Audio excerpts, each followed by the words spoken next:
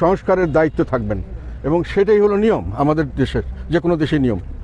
আমাদের দেশের পরিষ্কারভাবে তারা সাংবিধানিকভাবে সংবিধান সংরক্ষণ করবেন শপথ নিয়েছেন, কিন্তু তারা সেটাকে বাদ দিয়ে আরেকটা বডি তো ইলেকশন করতে চাচ্ছেন। এখন তাতে কি হবে? দুটো প্যারালাল ইলেকশন চলছে। একটাতে গিয়ে সংসদ নির্বাচিত হবে, সংসদ সদস্য নির্বাচিত হবে, আর একটাতে গিয়ে ওনারা হাঁ ভোটকে জয় করার জন্য চেষ্টা করছেন। এখন হাঁ ভোটকে জয়যুক্ত করলে তারা যেটা করবেন, তখন সংসদের উপরে এই যেগুলো তারা সংস্কার বলে বিভিন্নভাবে মানুষকে প্রলোভন দেখিয়ে বিভিন্ন পাশ করেছেন, সেগুলোকে চাপিয়ে দেওয়া হবে। কোনো সংস্কার, কোনো সংসদ এবং কোনো নির্বাচিত সরকার কখনোই মানে সংসদ সার্বভৌম হতে হবে, এটা কখনোই কারো দ্বারা নির্দেশিত হতে পারবে না। কারণ আমাদের নিয়ম হলো যখনই কোনো আপনি নির্বাচন করবেন, আপনি সংসদ এবং নির্বাচিত সরকারের কাছে ক্ষমতা দিয়ে যাবেন। আপনি কি সংস্কার করলে ভালো হয় আপনি মনে করছেন, সেটা একটা তালিকা আপনি দিয়ে যাবেন নতুন সরকারের কাছে এবং সংসদের কাছে। তারা এইটার উপরে একটা করে উত্থাপন করবে, এটার উপর ডিবেট হবে। ডিবেট যখন হবে, যেমন ধরেন যে আমাদের 2 কক্ষ বিশিষ্ট আমাদের সংসদ দরকার, এই কথাটা যখন আসবে, তখন এর পক্ষে কথা হবে, এর বিপক্ষে কথা হবে। এর পক্ষে যারা বলবেন তারা লেখালেখি করবেন, অনেকে ইউটিউবে কথা বলবেন, অনেক আলাপ আলোচনা হবে, চায়ের টেবিলে আলাপ আলোচনা হবে, বিভিন্ন জায়গায় রাস্তা পথে হাটে বাজারে আলোচনা হবে। তখন জনগণ বুঝবে যে এটা হলে ভালো, এটা দিয়ে এই ভালো দেখছি, আবার এটা না হলে এই ভালো দেখছি বা খারাপ দেখছি। তখন জনগণকে যদি আপনি হা বা না বলতে চান, তখন তারা বুঝে একটা হা বা না দিতে পারবে। কিন্তু একসাথে আপনি 4টা-5টা দিয়ে দিলেন এবং তার অর্থের ভিতরে অর্ধেকটা বললেন আরও আছে কিছু, আপনি এটা মানলে এগুলো সবই মেনে নিচ্ছেন। মানে আপনি যদি একটা মানেন তো সবই মেনে নিচ্ছেন। তাতে করে আপনার যেটা হচ্ছে সেটা হলো, পরবর্তীকালে যখন এইটা হা ভোট যদি জয়ী হয়, তখন প্যারালাল একটা ফোর্স দাঁড়িয়ে যাবে। আমরা বিশ্বাস করছি বা আশঙ্কা করছি তার একটা রেভলিউশনারি গভর্নমেন্ট, একটা কি বলে এটাকে, বিপ্লবী সরকার গঠন করবেন, করে তারা বলবেন যে আমরা যেহেতু হাফে ভোট পেয়েছি, কাজেই জনগণ আমাদেরকে ম্যান্ডেট দিয়েছে, কাজেই জনগণের এখন পার্লামেন্ট আমাদের কথা মতো চলতে হবে। এরাকে প্রত্যেকটা আমাদের প্রত্যেকটা যেটা সংস্কার, এগুলোকে মেনে চলতে হবে। এখন মেনে তোমাদেরকে পাশ করাতে হবে, মানে সংসদকে এবং সরকারকে তারা বাধ্য করবেন যে তাদের কথা মতো চলতে হবে। তার মানে সংসদ এবং এতগুলো লোক ভোট টোট দিয়ে এত হইচই করে আমরা একটা সংসদ বানালাম, একটা সরকার বানালাম, সেগুলো কার্যকরীভাবে এটা কোনো কাজ করতে পারবে না। তারা এদের আন্ডারে কাজ করতে হবে, ওরা যেটা বলবে সেটাই পাশ করাতে হবে।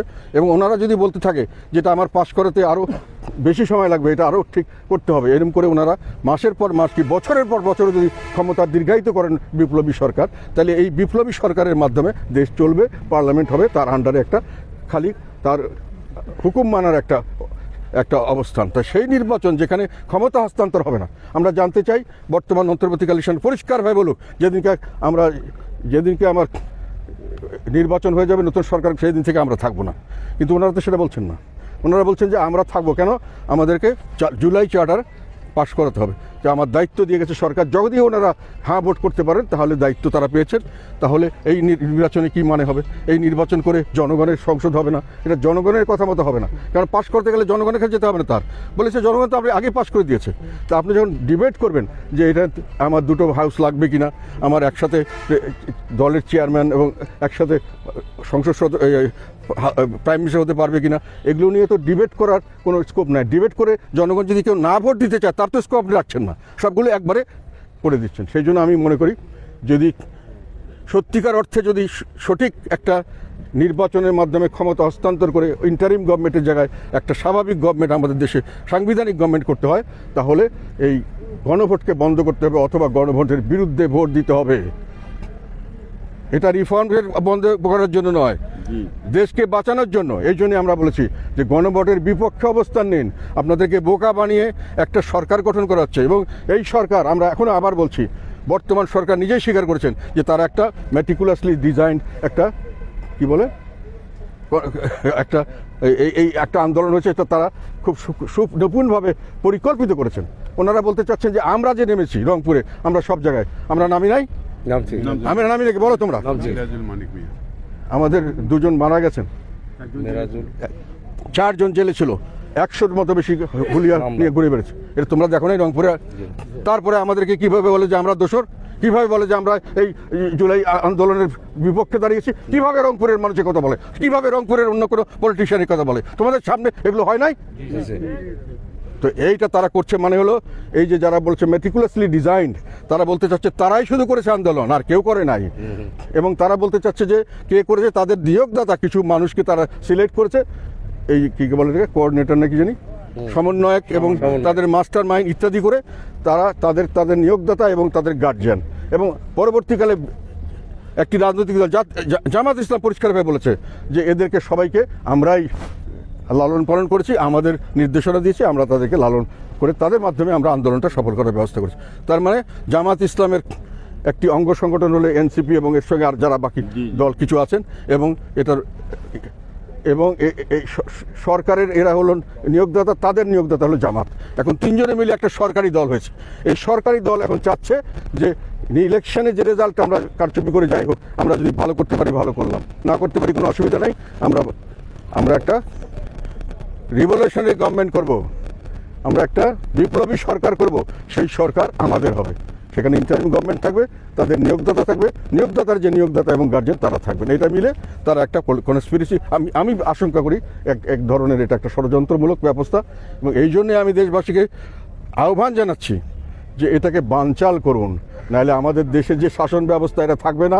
সামনের দিকে অনেক বড় বড় রাজনৈতিক দল বুঝতে পারছেন না, কিন্তু এই মাধ্যমে যখন একবার গণভোটে তারা ইয়েস ভোট পাশ করিয়ে নেবে, যে কোনোভাবে হোক, জনগণ ভোট দেখ বা না দেখ, আমি মনে করছি তারা যেভাবে পথে ঘাটে নেমে পড়েছে, যে কোনোভাবে মানুষের থেকে না হলেও তারা যে কোনোভাবে সরকারি কর্মচারীদের মাধ্যমে হলেও তারা এটা পাশ করিয়ে নেওয়ার মাত্রই তারা রিভলিউশনারি গভর্নমেন্ট করবে এবং আর সমস্ত ইলেকশন সব বানচাল হয়ে যাবে। এগুলোর কোনো অর্থ থাকবে না।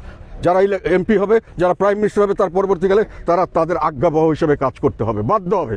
এই কথাটাই আমি বোঝানোর জন্য চেষ্টা করছি। এবং এই জন্য আমি বলেছি আমি রিফর্মসের বিরুদ্ধে নই, সংস্কার তো আমরাই করেছি, আমরাই করবো ভবিষ্যতে আবার ইনশাল্লাহ, মানুষ করবে, কিন্তু মানুষের মতামতের ভিত্তিতে করতে হবে। মানুষ হলো আসল শক্তি, মানুষ হলো আসল মালিক। আপনি তাকে গণভোটে তখন দিবেন, আমাদের সংবিধানে এটা বলা আছে যে আপনি আলাপ আলোচনা হবে, ইয়েস নো একটা কিছু ডিসিশন হবে, তারপরেও এই ডিসিশন জনগণের কাছে যাবে। জনগণ দিনরাত চিন্তা করে বলবে যে আমি এটাকে ইয়েস বলবো না নো বলবো। তখন একদিকে থাকবে যে আপনি 2 কক্ষ বিশেষ চান বা না চান, ইয়েস অর নো। এখন আপনি 100-200 পরে আবার বলবেন একটা কথা, আবার বলবেন 100টা কথা, 500টা কথা, এগুলো সব একসঙ্গে লাগাই দিবেন। মানুষে কি বুঝবে? গ্রামের মানুষ বুঝবে এগুলা? তাদেরকে কেউ বুঝিয়েছে? তাদেরকে কেউ জানিয়েছে কোনটা তারা চাচ্ছে? তারা শুধু বলছে এগুলো সব পাস করে দেন, আপনারা সব পাবেন, আপনারা বেহেশতে বাস করবেন, বাংলাদেশ বেহেশত হয়ে যাবে। এগুলো চিন্তা করুন। এগুলো আমি মনে করি বিভ্রান্তিমূলক এবং কিছুটা হলো এটা ধাপ্পাবাজির মতো আমার কাছে মনে হয়েছে, সত্যি কথা বলতে। তো সেই জন্য আমি বলতে চাই যে নির্বাচনে লেভেল প্লেইং ফিল্ড, এখন পর্যন্ত আমরা নির্বাচনে লেভেল প্লেইং ফিল্ড পাচ্ছি না। আমাদের মানুষকে এখন পর্যন্ত রংপুরের মতো জায়গায় আমার বিরুদ্ধে তারা আমাকে অ্যারেস্ট করার জন্য এবং আমাকে নির্বাচন না করার জন্য তার দাবি করে, রংপুরের মতো জায়গায় যেখানে সবাই জানে যে আমরা কোথায় কি করেছি। একটা কথা কেউ বলতে পারবে না যে এই আন্দোলনের সময় থেকে শুরু করে একটা দিনও অন্য কোনো রাজনৈতিক দলের নেতা বলতে পারবে না যতটুকু যারা বলছে তারা কোথায় ছিল, আমি সেটা জানতে চাই। আমাকে রাজশাহী থেকে আমাদের লোককে বলে জাতীয় পার্টিকে যেদিন আমরা ইলেকশন করতে দিলে আমরা ইলেকশন করতে দেবো না, সব বন্ধ করে দেবো। হু আর দে? তারা কে? তখন কেন তাদেরকে বিরুদ্ধে ব্যবস্থা নেওয়া হয় না? আর একটা কথা বলতে চাই, এই দেশে গণহত্যা চলছে, পরিকল্পিতভাবে মব লেলিয়ে দিয়ে তাদের প্রতিপক্ষকে তারা ধ্বংস করছে, পরিকল্পিতভাবে। মবগুলো আন্দাজে হচ্ছে না, পরিকল্পিতভাবে সরকার গণহত্যা করছেন এই মবের মাধ্যমে, এবং এটার জবাবদিহি তাদের করতে হবে। আওয়ামী লীগ, ছাত্রলীগ, তাদের দোষ হবে, তাকে ধরবা, বিচার করবা, ফাঁসি দেবা, যা করবা। বিচার ছাড়া রাস্তার মধ্যে ধরে পিটিয়ে মেরে ফেলবা একটা সংখ্যালঘু সম্প্রদায়ের মানুষকে, তাকে বাড়িঘর লুট করে, তাকে মারপিট করে তাকে শেষ করে দেবা। পরিকল্পিতভাবে তারা রাজনৈতিক তাদের প্রতিপক্ষকে ধ্বংস করার জন্য ব্যবস্থা করছে, বিলীন করার জন্য করছে, গণহত্যা করছে। আরেকটা জিনিস আমি আশঙ্কা করছি সামনে দেখা যাবে, সেটা বিচারের নামে প্রহসন করে আরেক দফা গণহত্যা হতে পারে, তাদের রাজনৈতিক প্রতিপক্ষকে সেইভাবে আরেকটা গণহত্যার প্রচেষ্টা হতে পারে। এবং এগুলোর ব্যাপারে আমি জনগণকে আগের থেকে হুঁশিয়ার করে দিতে চাই। সকলে বিপদে আছি আমরা, আপনারা মনে করেন না যে আপনারা ভালো আছেন, কেউ আপনাদের টাচ করে নাই। পরবর্তীকালে ভবিষ্যতে আপনাদের গায়েও হাত পড়তে পারে। যেটা আমি বলছি, হিটলার যখন তাদের নাজি পার্টি করেছিল, তখন সে এক এক করে তার সমস্ত প্রতিপক্ষকে ধ্বংস করেছিল। এবং সে বলছে যে আমরা যেটা আছি, যেটা প্রাসো নাকি একটা তাদের, ওইটা সবচেয়ে ভালো ব্লাড, আমাদের শৌর্য বীর্য সব কিছুতে আমরা ভালো, কাজে আমাদের পৃথিবীতে বেঁচে থাকলে পৃথিবী ভালো থাকবে, আর বাকি সব জঞ্জাল আবর্জনা এগুলোকে শেষ করতে হবে। এবং এরা এইটা করে উনি নিজের দেশের যারা ওনার বিপক্ষ পার্টি ছিল, লিবারাল, সোশ্যালিস্ট, তারপর সাধারণ যারা, সবাইকে উনি এক এক করে ধ্বংস করার ব্যবস্থা করেন। উনি অন্যান্য দেশ ধ্বংস করতে চেয়েছেন, দখল করতে চেয়েছিলেন, ওখানে গিয়ে সেই লোকগুলোকে ধ্বংস করবেন উনি। সারা দেশকে উনি, যার সারা পৃথিবী শুধু ওনার লোক থাকবে, এটাই ছিল ওনার পলিসি। এই গভর্নমেন্ট কিন্তু আমরা স্পষ্ট দেখতে পাচ্ছি এই ধরনের একটি নিধন চলছে, যেটা তাদের প্রতিপক্ষ, তাদেরকে নিধন করা হচ্ছে, নিধন, গণহত্যা করা হচ্ছে। আমি আবার বলছি, মব করে পরিকল্পিতভাবে গণহত্যা করা হচ্ছে, তাদেরকে ধরে জেলখানা রাখা হচ্ছে এবং জেলখানা থেকে অনেক লোককে মৃত অবস্থায় উদ্ধার করা হচ্ছে, পাওয়া যাচ্ছে। আপনারা কি সামনে নির্বাচন থেকে? আমরা নির্বাচনে থাকবো এই কথাগুলো বলার জন্যই, কারণ আমাদের লোককে এখনো যারা জায়গায় জায়গায় যাচ্ছে তাদের বিরুদ্ধে পুলিশ ঝামেলা করার চেষ্টা করছে। আমরা বারংবার ওয়ার্ন করেছি, আমরা জানিয়েছি জনগণের মাধ্যমে, আমরা ইলেকশন কমিশনকেও আমরা জানিয়েছি। কাজে যদি এরপরে এই ধরনের কোনো ধমকি শুরু করা হয়, আমাদের লোককে যদি আননেসেসারি দোষর বলে বিভিন্নভাবে হয়রান করার চেষ্টা করা হয়, আটক করা এবং নির্বাচন থেকে বাদ দেওয়া হয়, সেগুলো প্রতিটি কথা আমরা দেশবাসীর সামনে তুলে ধরবো এবং এই সব অন্যায়ের প্রতিবাদে আমরা যে কোনো ধরনের আন্দোলন করব। এবং এনারা যদি মনে করেন ওনারা যুদ্ধ করবেন, ওনাদের নাকি অনেক যুদ্ধ করার প্রিপারেশন আছে, আর্মস রেগুলেশন আছে, আমি মনে করি বাংলাদেশের জনগণ তাদের নিজেদের অধিকার রক্ষার জন্য যদি যুদ্ধ করার প্রয়োজন হয়, সাধারণ জনগণ এদের বিরুদ্ধে যুদ্ধে নেমে যাবে ইনশাআল্লাহ। আপনাদের সবাইকে অনেক ধন্যবাদ। এখন অফকোর্স সংখ্যা গান করছে ভোটের। এখন নির্বাচন কমিশন বা তারা নিজেরাই কোনো তাদের সামনে দাঁড়িয়ে আমাদের লোককে ধমক দিচ্ছে, আমাদের লোককে পুলিশের রংপুরের মতো জায়গায় দাঁড়িয়ে ধমক দিচ্ছে। কোথায় নির্বাচন কমিশনের কি ক্ষমতা আছে আমরা দেখতে চাই। আর রাস্তা পথে তারা কি করবেন? তারা তো নিজেদের অফিসেই রক্ষা করতে পারেন না। এখন গ্রামে গঞ্জে প্রায় 42-43 হাজার ভোট সেন্টার হবে, তাদের বুথ হবে 2-2.5 লক্ষ বুথ। কয়টা তারা কিভাবে সেভ করবেন আমরা জানি না। পুলিশ আগে দেখলে মানুষে ভয় করতো, এখন পুলিশকে পিটিয়ে মারা হচ্ছে, পুলিশ ভয়ে পালায়।